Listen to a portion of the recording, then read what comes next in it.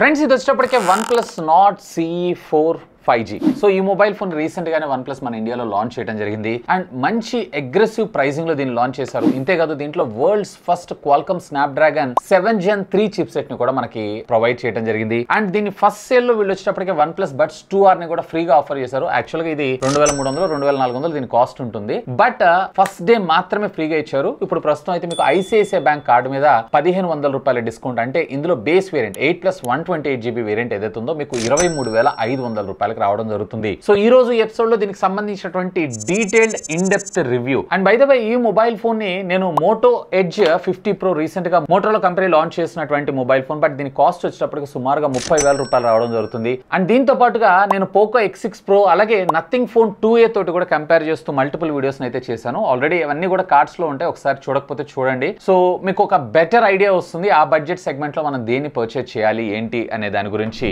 So ఆలస్యం చేయకుండా వీడియోని అయితే స్టార్ట్ చేసేద్దాం. ఫస్ట్ ఆఫ్ ఆల్ దీంట్లో one of the pro element ఏంటి అంటే దీని డిజైన్ అండ్ బిల్డ్. నిజంగా చెప్పాలన్నట్లయితే OnePlus లో OnePlus Nord 3 CE ఉంది చూసారా, సో దానికన్నా కానీ ఇది చాలా బెటర్ డిజైన్ తోటి అండ్ ఫోన్ కూడా చాలా స్లిమ్ అండ్ స్లీక్ గా మనకు రావడం జరుగుతుంది. కేవలం 8.4mm థిక్నెస్ మనకు రావడంతో పాటుగా ఫోన్ కూడా చాలా లైట్ ఇన్ వెయిట్ 185 గ్రామ్స్ మాత్రం రావడం జరుగుతుంది. 5500 mAh ఆఫ్ ద బ్యాటరీని మనకి ఇందులో ఇంక్లూడ్ చేసినా గానీ ఇంత స్లిమ్ అండ్ స్లీక్ గా అలాగే ఇంత లైట్ ఇన్ వెయిట్ గా నిజంగా చెప్పాలంటే వెయిట్ డిస్పెషన్ ఏదైతే ఉందో చాలా బాగుంది. ఈవెన్ ఇంతే కాదు దీంట్లో మనకు వచ్చేటప్పటికి IP54 వాటర్ రేటింగ్ టెక్నాలజీ కూడా ఉంటుంది. సో ఇదేం పెద్ద ప్రొటెక్షన్ అయితే ఏం కాదు కానీ చిన్నపాటి స్ప్రిల్స్ లేదంటే చిన్నపాటి వర్షపు తుప్పుర్లు ఇలాంటివి ఉంటుంది సార్, వాటన్నిటికైతే ఇది సస్టైన్ అవ్వగలదు. ఇంట్రెస్టింగ్ గా ఇందులో మరొక ఫీచర్ ఏమి ఇచ్చారు అంటే యాక్చువల్గా ఇది వచ్చేటప్పటికి ఫ్లాగ్షిప్ ఫోన్స్ లో ఉంటాయి, లైక్ OnePlus 12 కావచ్చు 12R కావచ్చు, వాటిలో ఆక్వా టచ్ ఫీచర్ ఇచ్చారు. సో వర్షంలో తడుస్తున్నప్పుడు కూడా టచ్ స్క్రీన్ ప్రాపర్ గా పనిచేయక మనం ఇబ్బంది పడుతూ ఉంటాం. సో అలా క్లీన్ చేయకుండా డైరెక్ట్ గా మీరైతే యూటిలైజ్ చేసుకోవచ్చు. బేసిక్ గా చెప్పాలన్నట్లయితే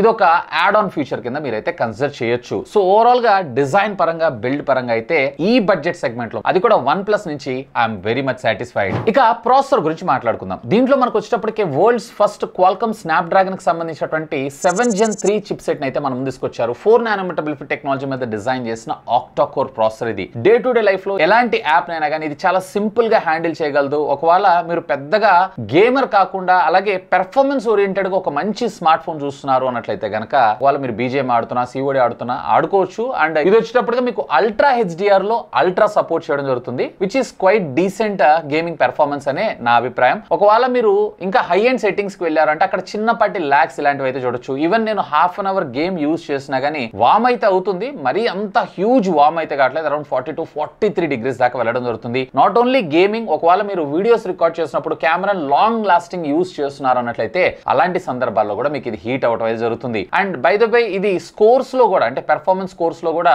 Antutu లో సుమారుగా 8 lakhs, అలాగే Geekbench స్కోర్స్ లో కూడా సింగిల్ కోర్ లో 1100, మల్టీ స్కోర్ లో వచ్చేటప్పటికే 2800. ఈవెన్ మనకి CPU థ్రాటిల్ టెస్ట్ లో కూడా అరౌండ్ 85% దీని పెర్ఫార్మెన్స్ అయితే మనకు రావడం జరుగుతుంది. అంటే ఎక్కడ కూడా థ్రాటిల్ అయితే జరగట్లేదు. బేసిక్ గా ఈ యాప్స్ అన్ని కూడా ఇందులో ఉండేటువంటి ప్రాసెసర్ మీద మాక్సిమం లోడ్ వేసి ఆ మాక్సిమం లిమిట్స్ అయితే పుష్ చేయడం జరుగుతుంది. వాటిలో ఇది ఎలాంటి ప్రాబ్లం లేకుండా ప్రాపర్ గా పెర్ఫార్మ్ చేయడం జరిగింది. సో ఓవరాల్ గా ఈ బడ్జెట్ సెగ్మెంట్ లో గుడ్ ప్రాసెసర్ అనే నా అభిప్రాయం. ఇక దీనిలో మరొక ప్రో ఎలిమెంట్ విషయానికి వచ్చారంటే ఖచ్చితంగా దీనిలో ఉండేటువంటి కెమెరాస్ గురించి మనం మాట్లాడుకోవాలి. సో దీంట్లో మనకి ప్రైమరీ సెన్సార్ ఏదైతే ఉందో 50 megapixel with optical image stabilisation Lytia 600 sensor అయితే యూస్ చేశారు. సోనీ వాళ్ళకి సంబంధించినటువంటి సెన్సార్ ఇది. నిజంగా పిక్చర్ యొక్క షార్ప్నెస్ ఏదైతే ఉందో రియల్లీ క్రేజీ. ఒక ఫ్లాగ్షిప్ లెవెల్లో మీరు ఏ విధమైనటువంటి షార్ప్నెస్ చూస్తారో సేమ్ అదే విధంగా మీరు ఇందులో అయితే చూడొచ్చు.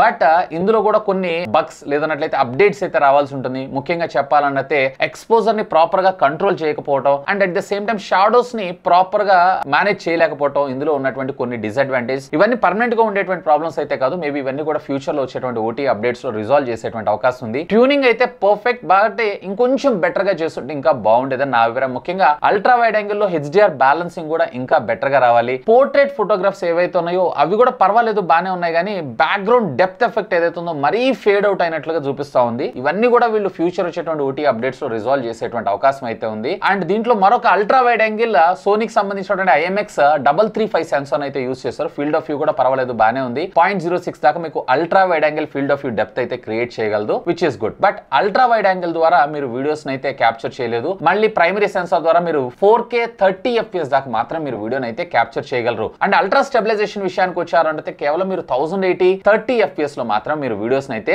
రికార్డ్ చేసుకోవచ్చు. ఫ్రంట్ మాత్రం మీరు 1080p లో 30 FPS దాకా మాత్రం మీరు వీడియోస్ అయితే రికార్డ్ చేసుకోవచ్చు. అండ్ రేర్ 4K 30 FPS ఇచ్చారు, అక్కడ 60 FPS కూడా ఇచ్చుంటే ఇంకా బాగుండేదని నా అభిప్రాయం. అలాగే ఫ్రంట్ కూడా వీళ్ళు 4K తీసుకొచ్చుంటే ఇంకా బాగుండేదని నా అభిప్రాయం. సో ఓవరాల్ గా చెప్పాలంటే గుడ్ కెమెరాస్, షార్ప్నెస్, డీటెయిలింగ్స్ అన్ని బాగున్నాయి. బట్ కంపల్సరీగా అప్డేట్స్ అయితే రావాలి. డెడికేటెడ్ గా కెమెరా సెంట్రిక్ కోసం చూస్తున్నారు అన్నట్లయితే నేనైతే స్కిప్ చేయమంటాను. బట్ OnePlus బ్రాండింగ్ మీద ఇది ఓకే అంట. Next battery and charging technology గురించి మనం మాట్లాడుకుందాం. దీంట్లో మనకి 5500 mAh ఆఫ్ ద బ్యాటరీ మన ముందు తీసుకొచ్చారు. ఒకవేళ మీరు గనక మోడరేట్ యూజర్ అయినా లేదన్నట్లయితే గనక మినిమల్ యూజర్ అయి ఉన్నట్లయితే గనక 1.5 డే to 2 days పక్కా బ్యాటరీ బ్యాకప్ రావడం జరుగుతుంది. లేదా మీరు ఎంత పెద్ద హెవీ యూజర్ ఈవెన్ 5G ని యూజ్ చేసినా గానీ ఏ డే పక్కా బ్యాటరీ బ్యాకప్ అయితే రావడం జరుగుతుంది. అండ్ ఈవెన్ బ్యాటరీ డిశ్చార్జ్ అయిపోయిన తర్వాత కూడా ఇందులో మనకి ఇచ్చినటువంటి 100 watts ఆఫ్ చార్జర్ ఏదైతే ఉందో ఇది జస్ట్ కేవలం మీకు 26 minutes లోనే 0 to 100% ఛార్జ్ చేయడం అయితే జరుగుతుంది, which is very good. But దీంట్లో ఏ విధమైనటువంటి రివర్స్ ఛార్జింగ్ కానీ వైర్లెస్ ఛార్జింగ్ టెక్నాలజీ కానీ మనకు ప్రొవైడ్ చేయలేదు. సో బ్యాటరీ పరంగా కూడా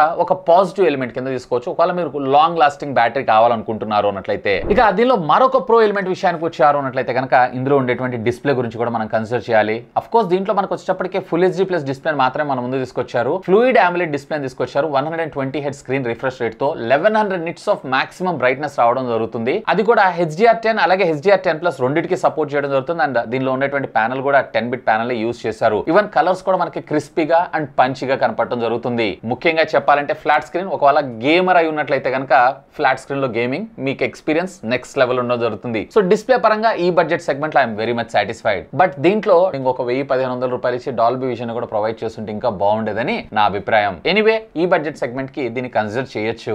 ఇక కాన్స్ గురించి మాట్లాడుకుందాం. సో దీంట్లో ఆడియో అయితే ప్రాపర్ గా లౌడ్ గా ఉంది. డ్యూయల్ స్టీరియో స్పీకర్ ఇచ్చారు. కానీ ప్రీవియస్లీ OnePlus Nord CE 3 లో వచ్చేటప్పటికి మనకి డాల్బీ అట్మాస్ ఫీచర్ ఎనేబుల్ చేశారు. వేరే ఇందులో డాల్బీ అట్మాస్ అయితే రిమూవ్ చేశారు. సో అది కూడా ఇచ్చి ఉంటే ఇంకా బాగుండేది అనిపించింది. అండ్ దీంతో పాటు ఎల్ఈడి స్లైడర్ అయితే వీళ్ళు రిమూవ్ చేశారు. ఆల్మోస్ట్ 25-28,000 రూపీస్ బడ్జెట్ లో వస్తుంది కాబట్టి ఎల్ఈడి స్లైడర్ ని కూడా ఇంక్లూడ్ చేస్తుంటే ఇంకా బాగుండేదని నా అభిప్రాయం. NFC ని కూడా ప్రీవియస్లీ OnePlus Nord CE 3 లో మనకి NFC ని ఇచ్చారు. ఈసారి ఇందులో NFC ని అయితే రిమూవ్ చేశారు కాస్ట్ కటింగ్ కోసం. సో NFC ని కూడా ఇంటిగ్రేట్ చేస్తుంటే ఇంకా బాగుండేది. ఎందుకంటే ఇవాళ రేపు మనం కాంటాక్ట్లెస్ పేమెంట్స్ కూడా ఎక్కువగానే చేస్తున్నాం కాబట్టి లైక్ పెట్రోల్ పంపులో కానీ ఇట్లాంటి వాటిలో ఇక్కడ మీకు బెటర్ గా ఉపయోగపడేటువంటి అవకాశం అయితే ఉంది. అండ్ ఫ్రంట్ ప్రొటెక్షన్ ఏదైతే ఉందో వీళ్ళు ఏం ప్రొటెక్షన్ వాడారు ఏంటి అనే ఇన్ఫర్మేషన్ మాత్రం ఎక్కడ క్లియర్ గా మెన్షన్ చేయలేదు. మోస్ట్లీ ఇది పాండా గ్లాస్ ప్రొటెక్షన్ అయ్యే అవకాశం ఉంది. ఇది కార్నింగ్ గొరిల్లా గ్లాస్ తీసుకొచ్చుంటే ఇంకా బెటర్మెంట్ అయ్యేది. ఎందుకంటే ఈ బడ్జెట్ లో కార్నింగ్ గొరిల్లా గ్లాస్ 5 అయితే ప్రొవైడ్ చేయొచ్చు. మరి దాన్ని కూడా వీళ్ళు కాస్ట్ కటింగ్ కోసం అని చెప్పి సాక్రిఫైస్ చేయాల్సి వచ్చింది. అది కూడా ఇంక్లూడ్ చేస్తుంటే ఇంకా బాగుండేది. అండ్ ముఖ్యంగా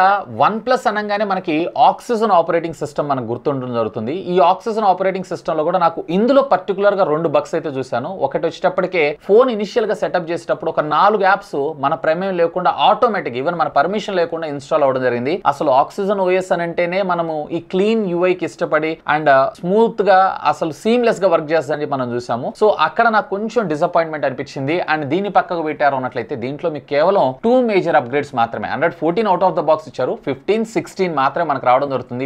ఇదే బడ్జెట్ లో రెస్ట్ ఆఫ్ ద బ్రాండ్స్ ఏవైతే ఉన్నాయో 3+4 మనకు ప్రొవైడ్ చేస్తున్నారు. వేరే ఇక్కడ 2+3 మాత్రమే రావడం జరుగుతుంది. సో ఇక్కడ మరొక 1 year అప్గ్రేడ్ ని తీసుకొచ్చి ఉంటే ఇంకా బాగుండేదని నా అభిప్రాయం. సో ఓవరాల్ గా ఈ ఫోన్ యొక్క పెర్ఫార్మెన్స్ పాజిటివ్స్ అండ్ నెగిటివ్స్ అన్నిటిని నేను కంపేర్ చేసిన తర్వాత ఒకవేళ ఈ ఫోన్ కి 5 అవుట్ ఆఫ్ రేటింగ్ ఎంత ప్రొవైడ్ చేస్తానంటే నేనైతే కనుక అరౌండ్ 4.25. దీనికి 4.25 ఇవ్వడానికి కూడా రీజన్ ఏంటి అంటే ఇందులో ఉండేటువంటి కెమెరాస్ అలాగే ఆపరేటింగ్ సిస్టమ్ లో ఒక మేజర్ అప్గ్రేడ్ మిస్ అవుతున్నాం. దీంట్లో డాల్బీ అట్మాస్ లేదు, NFC లేదు. అలాగే కెమెరాస్ ఖచ్చితంగా ఇంకొంచెం బెటర్ గా ఇంప్రూవ్ చేయాల్సి ఉంటుంది. అండ్ ఫ్రంట్ ప్రొటెక్షన్ కూడా కార్నింగ్ గొరిల్లా గ్లాస్ 5 తెచ్చి ఉంటే గనక ఇంకా బెటర్ ఫోన్ అయ్యేది. స్టిల్ ఇప్పటికీ కూడా ఒకవేళ మీరు OnePlus నుంచే మీ బడ్జెట్ 25,000 రూపాయల లోపల నుంచి ఒక ఫోన్ చూడాలనుకుంటున్నారు అన్నట్లయితే కనుక కన్సిడర్ చేయండి. ఒకవేళ లేదు అన్నట్లయితే నేను ఒక 5,000 రూపాయలు పెట్టగలను అన్నట్లయితే కనుక వేరే ఇక్కడ మోటరోలా ఎడ్జ్ 50 Pro ఏదైతే ఉందో యాజ్ ఆఫ్ నో మీరు పర్చేస్ రెడీ టు పర్చేస్ చేయాలనుకుంటే ఇది మీకు బెటర్ ఆప్షన్ అవుతుంది. ఎందుకంటే దీంట్లో కర్వ్డ్ స్క్రీన్ ఉంటుంది, IP68 వాటర్ రేటింగ్ ఉంటుంది, డాల్బీ అట్మాస్ సపోర్ట్ ఉంటుంది.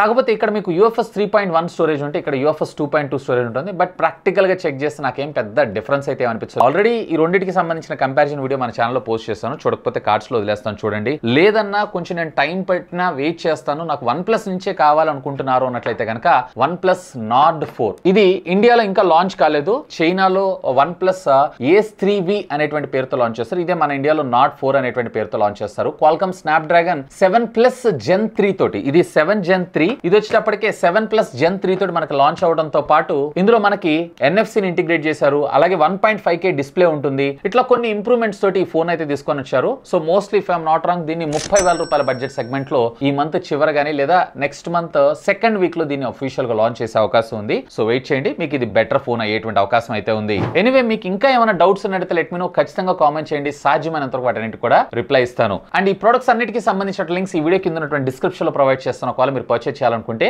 Feel free to use my links. That's all for today. This is Vasu signing off. Have a great day.